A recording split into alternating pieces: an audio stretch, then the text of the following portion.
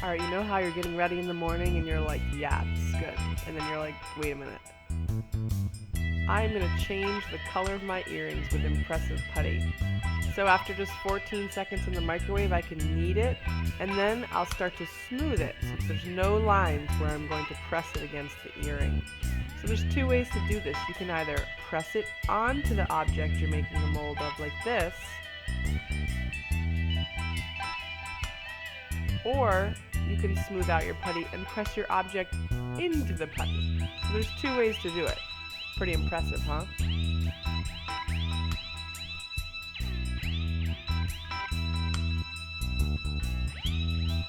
I think it's safe to say this is the advanced method. The ImPRESSive Putty didn't come up all the way through, so I'm adding a little bit from the back to press it down in to hold that negative space. And then I'm just going to clean up the edges, and I have my mold.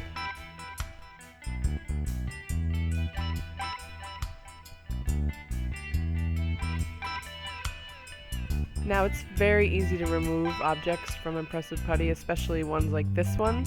And I'm just kind of flexing the ImPRESSive Putty away from the earring, and it's very easy. So, but this one we're gonna sort of rock it out. I'm pushing some of those negative space pieces back in, just to sort of preserve them.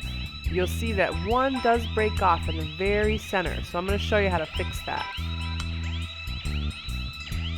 I put a tiny piece of putty on the end of a pin, and I'm going to heat it with a lighter this time just so it's nice and warm at the end, and just press it back into the spot that it fell off from. I'm using our ComposiCast to make my resin castings today. You can easily mix it 1-to-1, which makes it super easy to use, and you can add the resin colorants to it as well. 2 drops of red and 2 drops of blue to make a really rich dark purple earring.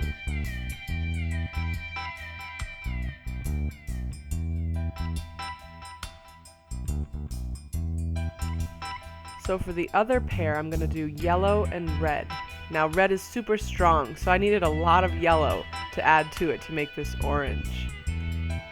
This being the more complicated mold, I'm going to be really methodical about pouring my resin in, and you can see here I'm just letting it flow down really slowly so that I'm not making a big mess.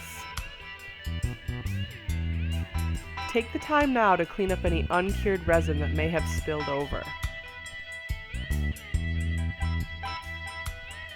And this is always the favorite part. We're going to take a look at it by just flexing the mold away, pressing that centerpiece through, and peeling out our resin casting. And then we just admire. Ooh. So demolding this casting is going to be a little bit more tricky. Same thing here, by flexing the mold away from the resin casting, I can start to see where I've got my loose edge, and I can begin to pull it up.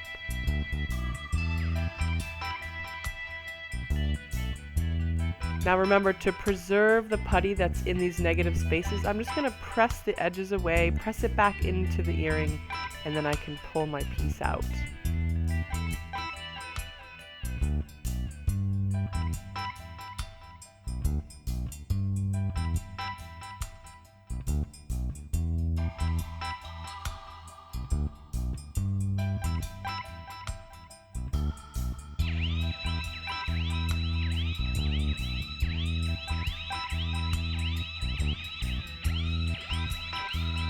There are so many ways to implement mold making into the jewelry making process. I found that I can duplicate a lost earring. That's always good.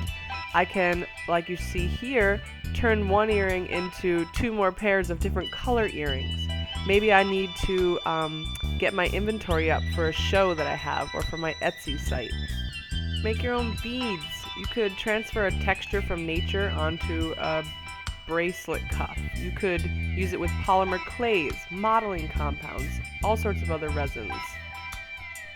ComposiCast is awesome because you can drill it, you can sand it, and you can color it with our resin colorants too.